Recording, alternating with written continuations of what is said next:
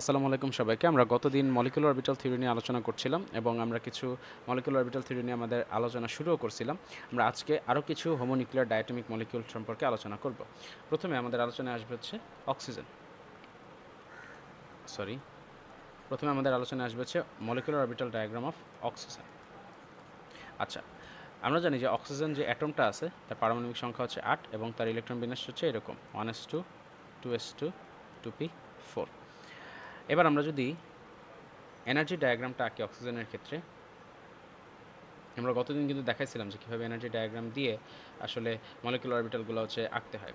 তো energy diagram যদি আঁকি, অক্সিজেনের 1s অরবিটাল আছে, এই পাশে হচ্ছে একটা অক্সিজেনের অ্যাটমিক অরবিটাল থাকবে আর এই পাশে আরেকটা অক্সিজেনের অ্যাটমিক অরবিটাল থাকবে। যাই হোক, তো এই পাশে হচ্ছে একটা অক্সিজেনের 1s অরবিটাল থাকবে। 1s অরবিটালটার যেহেতু নিচে, atomic orbital of oxygen atom, আর এই পাশে হচ্ছে আরেকটা অক্সিজেনের 1s অরবিটাল থাকবে। এটাও same, atomic orbital of oxygen atom. আচ্ছা, 1s এর ঠিক উপরে অক্সিজেনের 2s অরবিটাল যেটা সেটা থাকবে। তো তাহলে ধরো হচ্ছে 2s অরবিটালটা আছে হচ্ছে এখানে 2s, আর এখানে হচ্ছে আরেকটা অক্সিজেনের 2s অরবিটাল থাকবে 2s, আর এরপর থাকবে হচ্ছে অক্সিজেনের 2p অরবিটাল। 2p অরবিটালের মধ্যে আবার তিনটা 2p সাবশেলের মধ্যে আসলে তিনটা ঘর আছে। এখানে একটা 2p আর এখানে হচ্ছে থাকবে একটা 2p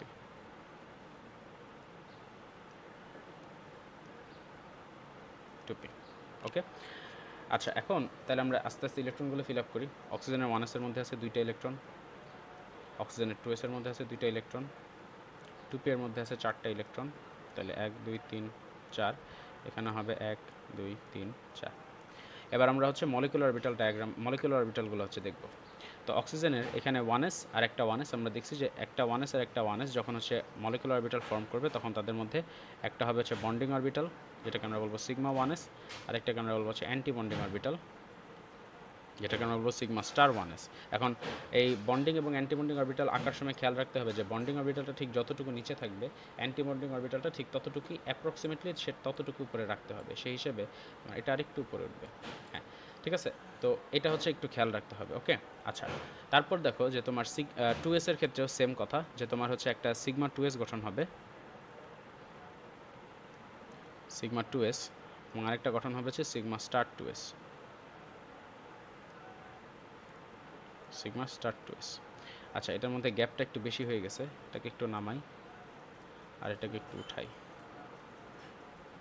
আর এই পুরো জিনিসটাকে একটু নামাই দিই, কারণ 2p এর জন্য আমাদের জায়গা একটু বেশি লাগবে। আচ্ছা, এবার দেখো 2p, আমরা আগে বলছিলাম যে p অরবিটালের মধ্যে কিন্তু সিগমা এবং পাই দুই ধরনের বন্ধন গঠন হতে পারে, এবং আমরা জানি যে সিগমা বন্ধনটাই নর্মালি পাই বন্ধনের থেকে অধিক স্টেবল। আগে সিগমা বন্ধন গঠিত হয়, তারপর পাই বন্ধন গঠিত হয়। ওকে, তো তাহলে আমরা যদি সিগমা বন্ধনটা আগে দেখি, তাহলে 2p এর মধ্যে আগে সিগমা বন্ধন গঠন হবে, তাহলে এখানে আসবে হচ্ছে ফার্স্টে সিগমা 2p এবং তার উপরে যাবে হচ্ছে সিগমা স্টার 2p। মানে সিগমা 2pটা ঠিক যতটুকু নিচে থাকবে, সিগমা স্টার 2pটা ঠিক ততটুকুই উপরে থাকবে, এবং তারপর সৃষ্টি হবে হচ্ছে পাই। এখন দেখো মলিকুলার অরবিটালের ক্ষেত্রে যতগুলো অ্যাটমিক অরবিটাল আছে ঠিক ততগুলো মলিকুলার অরবিটাল সৃষ্টি হতে হবে। এখানে দেখো টোটাল হচ্ছে p অরবিটালের মধ্যে টোটাল 3 আর 3 6টা মলিকুলার অরবিটাল, 6টা অ্যাটমিক অরবিটাল আছে। তাহলে আমার টোটাল 6টা মলিকুলার অরবিটাল সৃষ্টি করতে হবে। তো এখান থেকে দেখো অলরেডি দুইটা হচ্ছে আমি একটা অ্যাটমিক একটা সিগমা অরবিটাল গঠন করে ফেলছি। তাহলে পাই অরবিটাল হবে হচ্ছে কয়টা, আর দুইটা পাই অরবিটাল গঠন হতে পারবে, পাই 2p,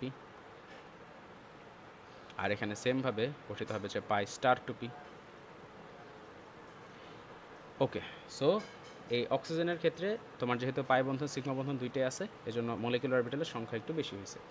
এবার আমরা ইলেকট্রন যদি ফিল আপ করতে যাই, তাহলে দেখো 1s আর 1s টোটাল 4টা ইলেকট্রন আছে, তাহলে বন্ডিংয়ে থাকবে দুইটা, অ্যান্টি বন্ডিংয়ে থাকবে দুইটা, গেল। 2s এখানেও টোটাল 4টা ইলেকট্রন আছে, বন্ডিংয়ে থাকবে দুইটা, অ্যান্টি বন্ডিংয়ে থাকবে দুইটা, গেল। 2p এর মধ্যে এখানে টোটাল কয়টা আছে দেখো, টোটাল হচ্ছে 4 আর 4-এ 8টা ইলেকট্রন আছে। তো 8টা ইলেকট্রন আমরা আস্তে আস্তে ফিল আপ করতে থাকি, 1 2 3 4 5 6 7 8। এটা হচ্ছে পাই স্টার 2p, এটার নাম দেইনি কেন, পাই স্টার। তাহলে এই যে এখানে দেখো টোটাল 8টা ইলেকট্রন আমাদের ফিল আপ হয়ে গেল। হ্যাঁ, বন্ডিং অরবিটালগুলো সবার আগে ফিল আপ করতে হবে, তারপর অ্যান্টি বন্ডিং অরবিটালগুলো ফিল আপ করতে হবে। আমরা যদি আরেকবার একটু রিক্যাপ করি, 1s 1s দুটো অরবিটাল ছিল, তারপর সেখান থেকে বন্ডিং অ্যান্টি বন্ডিং হয়েছে, 2s থেকে বন্ডিং অ্যান্টি বন্ডিং হয়েছে। 2p এর ক্ষেত্রে সিগমা এবং পাই দুই ধরনের হতে পারে, যেহেতু সিগমা বন্ড বেশি স্টেবল, এই জন্য সিগমা বন্ডটার এনার্জি লেভেল লোয়ার আর পাই বন্ধনটা এনার্জি লেভেল হায়ার। আচ্ছা, তাইলে এখন এখানে আমাদের একটু দাগ দিয়ে দেখাই দিতে হবে এনার্জি লেভেল ডায়াগ্রামটা যে সৃষ্টি হয়েছে।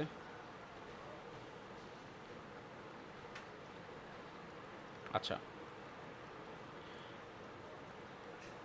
এখানে এটা থেকে একটা ইন্টারেস্টিং জিনিস বোঝা যায় বা একটা ইন্টারেস্টিং জিনিস গেস করা যাচ্ছে, সেটা হচ্ছে,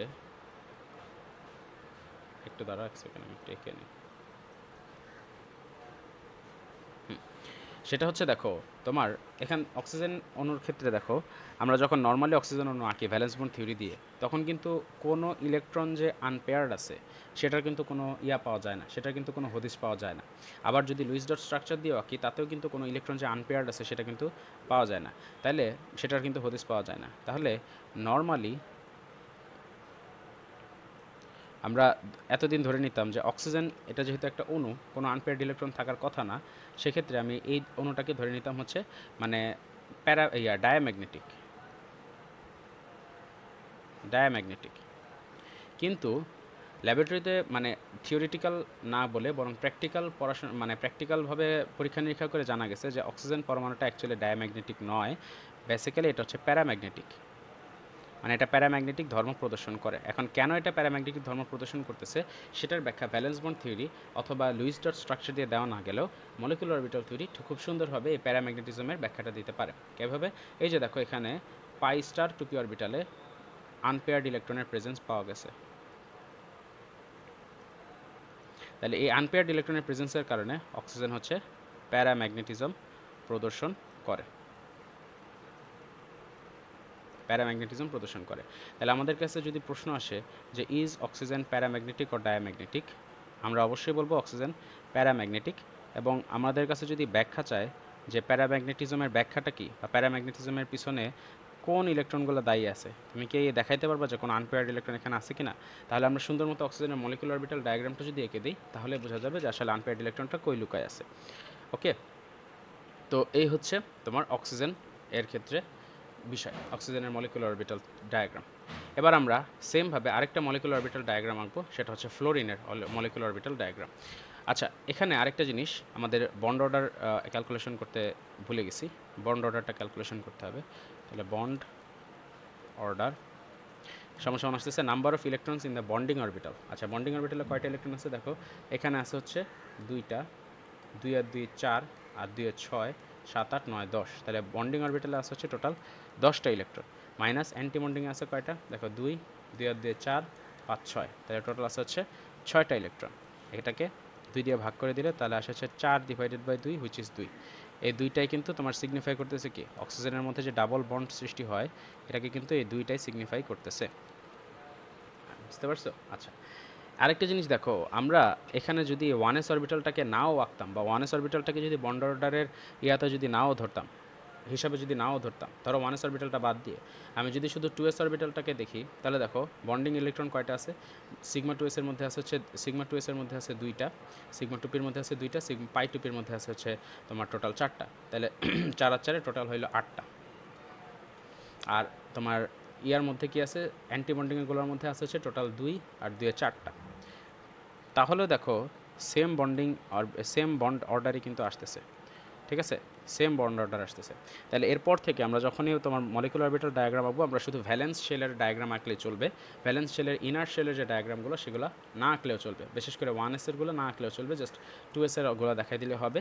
এবং আমরা পরবর্তীগুলো থেকে এই কাজটাই করব। ওকে, আমরা এখন যদি দেখি যে ফ্লোরিনের অবস্থা কী, ফ্লোরিনের ক্ষেত্রে আমরা সেমভাবে যদি এনার্জি ডায়াগ্রামটা আঁকি,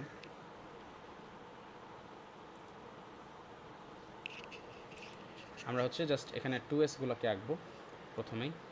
ফ্লোরিনের ইলেকট্রন বিন্যাস আগে লিখে নিই। ফ্লোরিন হচ্ছে 9, তার ইলেকট্রন বিন্যাস হচ্ছে 1s2 2s2 2p 5, রাইট? আচ্ছা, তাহলে এখানে ফার্স্টে থাকবে হচ্ছে 2s, ফ্লোরিনের পাশেও থাকবে আরেকটা 2s, পাশে থাকবে একটা 2p, এর পাশে থাকবে আরেকটা 2p। আচ্ছা, তো আমরা এবার মলিকুলার অরবিটালগুলো সৃষ্টি করব। তো 2s আর 2s থেকে আমরা একটা সিগমা 2s পাবো, সরি একটা সিগমা স্টার 2s পাবো, উপরেরটা সিগমা স্টার আর নিচেরটা হচ্ছে সিগমা 2s, সিগমা 2s পাবো। আর 2p এর ক্ষেত্রে দেখো তোমার হচ্ছে ফার্স্টে সিগমা পাবো, সিগমা 2p, এবং তার ঠিক উপরেই থাকবে হচ্ছে সিগমা স্টার 2p। এ পাশে থাকবে হচ্ছে সিগমা 2p ঠিক উপরে থাকবে হচ্ছে পাই 2p, আর সিগমা স্টার 2p ঠিক নিচে থাকবে হচ্ছে পাই স্টার 2p। আচ্ছা, এখন আমরা হচ্ছে ইলেকট্রন করব, পূরণ করব। দেখো 2s এর মধ্যে ওর দুইটা ইলেকট্রন, ওর দুইটা ইলেকট্রন, 2p এর মধ্যে ওর 5টা ইলেকট্রন, তাহলে এখানে 5টা ইলেকট্রন দিয়ে দিলাম। আচ্ছা, এবার আমরা ইলেকট্রন ফিল আপ করবো।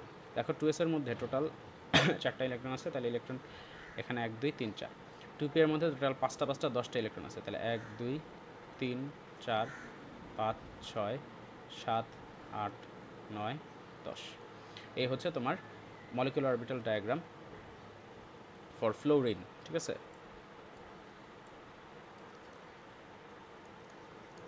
মলিকুলার অরবিটাল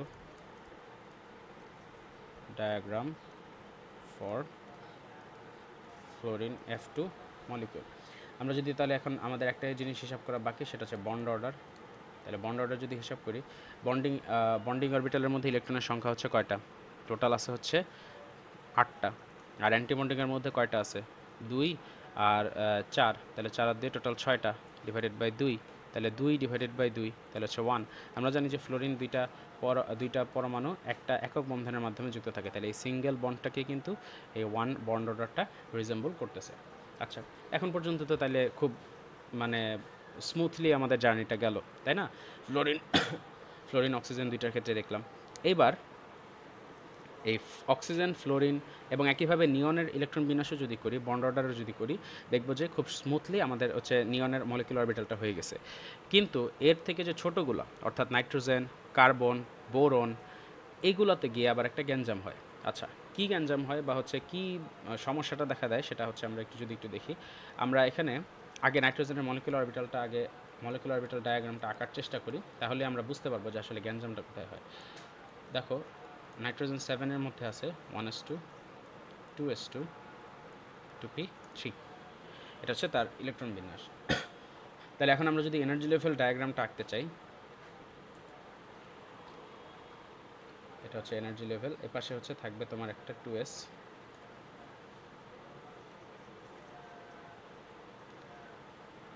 এপাশে নাইট্রোজেনের আরেকটা 2s থাকবে, এপাশে থাকবে নাইট্রোজেনের 2p,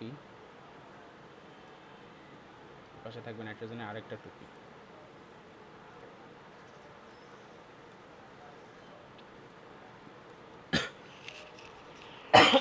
এবার আমরা মলিকুলার অরবিটালটা সৃষ্টি করব। মলিকুলার অরবিটাল সৃষ্টি করার সময় জাস্ট একটু খেয়াল রাখতে হবে। দেখো, তোমার প্রথমে সৃষ্টি হবে হচ্ছে সিগমা 2s। হ্যাঁ, ভালো কথা, সিগমা 2sটা নিচে থাকবে। আমরা আগের যতগুলো মলিকুলার ডায়াগ্রাম আঁকছি সবসময় চেষ্টা করছি যে সিগমা 2sটা ঠিক যতটুকু নিচে, সিগমা স্টারটা ঠিক ততটুকু উপরেই থাকবে, মানে তাদের মধ্যে একদম সিমেট্রিক্যাল একটা এনার্জি গ্যাপ থাকবে। কিন্তু নাইট্রোজেনের ক্ষেত্রে সিগমা 2sটা যতটুকু নিচে থাকবে, সিগমা স্টার 2sটা ঠিক ততটুকু উপরে থাকবে না, বরং একটু কম উপরে থাকবে, অর্থাৎ এটার এনার্জিটা একটু লোয়ার হয়ে যাবে। একদম স্পষ্ট বোঝা যাচ্ছে যে সিগমা স্টার 2s এর কিন্তু এনার্জি কমে গেছে।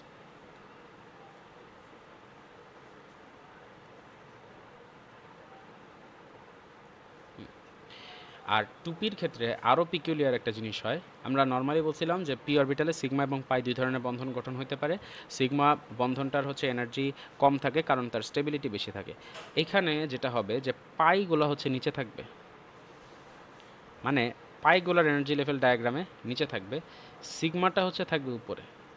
তাহলে এটা হচ্ছে পাই 2p, আর এগুলো হচ্ছে সিগমা 2p।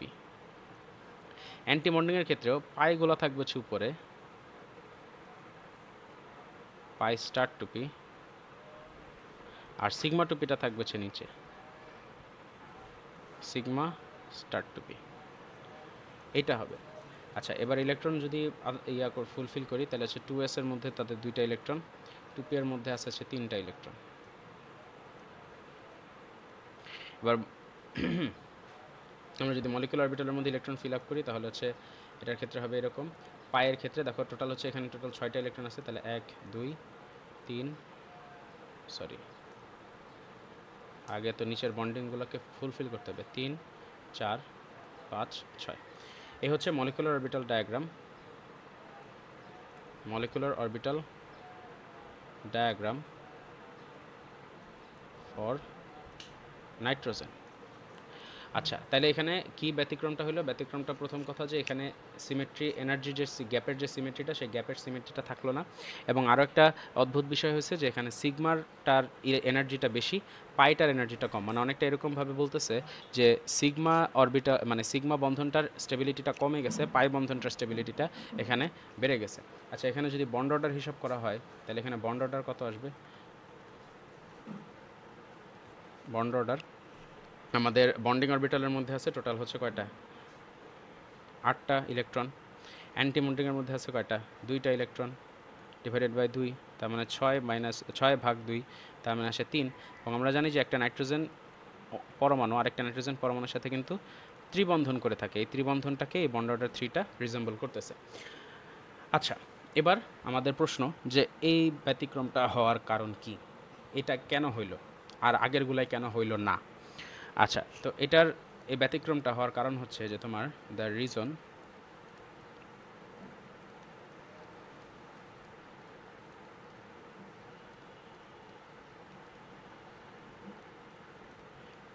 এই যে ব্যতিক্রমটার রিজনটা, এই রিজনটার নাম দেওয়া হয়েছে হচ্ছে এসপি মিক্সিং। ঠিক আছে, এসপি মিক্সিং। আচ্ছা, এসপি মিক্সিং জিনিসটা কি? এসপি মিক্সিং জিনিসটা হচ্ছে যে তোমার দ্য মিক্সিং অফ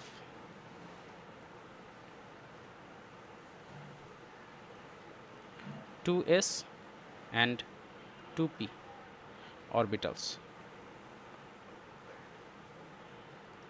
এই 2s এবং 2p অরবিটালের মধ্যে যখন মিক্সিং মানে একটা আরেকটার সাথে যখন মিশে যাবে তখন এই ঘটনাটাকে বলা হয়েছে এসপি মিক্সিং। আচ্ছা, এবং তাদের মধ্যে এই মিক্সিংটা এমনভাবে হয়, মানে হচ্ছে 2s এবং 2p অরবিটাল দুইটার মধ্যে যে মিক্সিংটা এমনভাবে হয় যে তোমার sigma 2s gets lower in energy আর সিগমা স্টার 2s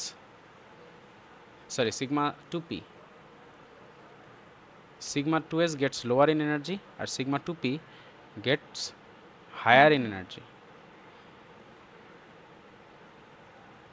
তাহলে সিগমা 2sটা হয়ে যায় হচ্ছে মোর স্টেবল। দেখো চিত্রের দিকে যদি খেয়াল করো, সিগমা 2sটা কিন্তু lower in energy, more stable, আর সিগমা 2pটা কিন্তু কি হায়ার ইন এনার্জি, মানে লেস স্টেবল। মানে বিষয়টা হচ্ছে এরকম যে এস আর পি অরবিটালগুলো একটা আরেকটার সাথে বাড়ি খাইছে, বাড়ি খেয়ে সিগমা 2sটা বেশি নিচে নেমে গেছে আর সিগমা 2pটা বেশি উপরে উঠে গেছে। এই জন্য সিগমা 2pর এনার্জি লেভেল বেশি হয়ে গেছে, সিগমা 2sের এনার্জি লেভেল বেশি কমে গেছে। এটা হচ্ছে জাস্ট মনে রাখার একটা উপায়। ঠিক আছে, আর একইভাবে তোমার সিগমা স্টার 2pর ক্ষেত্রেও সেম, যে সিগমা স্টার 2s আর সিগমা স্টার 2pর মধ্যে মিক্সিং হয়ে sigma star 2s gets lower আর sigma star 2p gets higher. ঠিক আছে, আর এই যে সিগমা স্টার 2sটা যে বেশি লোয়ার হয়ে গেছে এই কারণেই তাদের মধ্যে যে অ্যাসিমেট্রিটা, সেই অ্যাসিমেট্রিটা গঠন হয়েছে হচ্ছে এই কারণে। তাহলে এখানে তাদের মধ্যে যে এনার্জি লেভেলের যে অ্যাসিমেট্রি, সেই অ্যাসিমেট্রিটা আসছে এই যে এসপি মিক্সিংয়ের কারণে। আর সিগমা 2pটা কেন তাহলে পাই 2p থেকে বড় হয়ে গেল? এই কারণ হচ্ছে এসপি মিক্সিং হয়ে তাদের হচ্ছে এনার্জি লেভেলটা বেড়ে গেছে, এজন্য সে লেস স্টেবল হয়ে গেছে। পাই বন্ধনটা, পাই অরবিটালগুলো হচ্ছে তোমার অধিক স্টেবল হয়েছে। তাহলে এটা হচ্ছে এসপি মিক্সিং। এখন প্রশ্ন হচ্ছে যে আগের মিক্সিংগুলো তাহলে হইল না কেন? মানে অক্সিজেন, ফ্লোরিন এগুলো যে আঁকলাম, নিয়নের ক্ষেত্রেও কিন্তু হয় না, এগুলোর ক্ষেত্রে হইল না কেন? ওদের ক্ষেত্রে হয় না কারণ হচ্ছে দেখো, আচ্ছা এটা বলার আগে কাদের ক্ষেত্রে হয় সেটা একটু বলে রাখি, যে এই যে লিথিয়াম, তারপর হচ্ছে বেরিলিয়াম, তারপর হচ্ছে বোরন, কার্বন, নাইট্রোজেন, এগুলো সবার ক্ষেত্রে এসপি মিক্সিং হবে। আর ওদের ক্ষেত্রে হবে না কেন? ওদের ক্ষেত্রে হবে না কারণ হচ্ছে এই যে O2, F2, Ne2 SP mixing হবে না। না হওয়ার কারণ কি? না হওয়ার কারণ হচ্ছে খেয়াল করো, না হওয়ার কারণ কি, সেটা হচ্ছে যে তোমার মোর ইলেকট্রনস ইন 2p অরবিটাল, ওদের এই বেশি ইলেকট্রন হওয়ার কারণে ইলেকট্রনগুলোর মধ্যে কি তৈরি হয়, ইলেকট্রোস্ট্যাটিক রিপালশন, মানে স্থির বৈদ্যুতিক বিকর্ষণ তৈরি হয়। আর এই বিকর্ষণের কারণে তাদের এনার্জি লেভেলটা, মানে পি অরবিটাল পুরাটার এনার্জি লেভেলটা হায়ার হয়ে যায়, মানে এনার্জি লেভেল গেটস হায়ার, তাদের পুরো পি অরবিটালের এনার্জি লেভেলটা হায়ার হয়ে যায়। এনার্জি লেভেল পুরো পি অরবিটালেরটা যখন বেড়ে যায়, তখন হচ্ছে এই এনার্জি গ্যাপ, মানে এস এবং পি অরবিটালের মধ্যে যে এনার্জি গ্যাপটা, সেই এনার্জি গ্যাপটা হচ্ছে বেড়ে যায়। আর এই এত বড় এনার্জি গ্যাপের মধ্যে তোমার আসলে এস আর পি অরবিটাল ওরকম মিক্স করতে পারে না বা মিক্স হইতে পারে না, ঠিক আছে?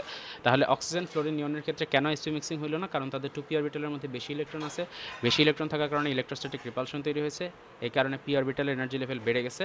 এনার্জি লেভেল বেড়ে যাওয়ার কারণে এস এবং পি অরবিটাল এনার্জি গ্যাপটা বেড়ে গেছে, এনার্জি গ্যাপ বেড়ে যাওয়ার কারণে তারা হচ্ছে আর মিক্স করতে পারে নাই। তো এই হচ্ছে আমাদের আজকের আলোচনা, এতটুকুই থাকবে, যে এসপি মিক্সিং পর্যন্ত, এবং হচ্ছে কোন কোন ক্ষেত্রে এসপি মিক্সিং হয় এবং কার কার ক্ষেত্রে ব্যতিক্রমটা হয় সেটা আমরা সামনের দিন হেটারোনিউক্লিয়ার ডায়াটমিক মলিকিউল এর ক্ষেত্রে কিছু কিছু হেটারোনিউক্লিয়ার ডায়াটমিক মলিকিউল এর মলিকুলার অরবিটাল নিয়ে আলোচনা করব। ওই আলোচনাটা একটু পেইনফুল হবে, তারপরে আমরা দেখা যাক আমরা যতটুকু করতে পারি, দেখা যাক। তো ততদিন পর্যন্ত সবাই ভালো থাকবেন, সুস্থ থাকবেন। আসসালামু আলাইকুম।